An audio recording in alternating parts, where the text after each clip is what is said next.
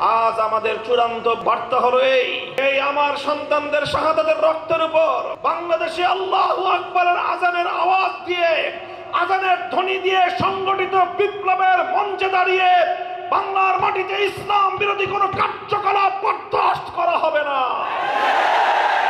সুনির্দিষ্টভাবে আমরা বলতে চাই, আমরা বাংলাদেশে জাতিসংঘের মানবাধিকার কমিশনের নামে বাংলাদেশের স্বাধীনতায় হস্তক্ষেপ করবার নীল নকশা বাস্তবায়ন হতে দেব না।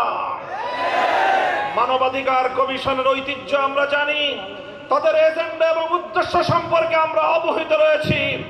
তারা বর্তমান এই সভ্য পৃথিবীতে সমকামিতার মতো পৃথিবীর সবচেয়ে বড় বর্বরতা, অসভ্যতা, অশালীনতাকে তারা মানুষের অধিকার হিসেবে বাস্তবায়ন করে গোটা বিশ্ব মানব সভ্যতায় ধস নামিয়ে দিতে চায়।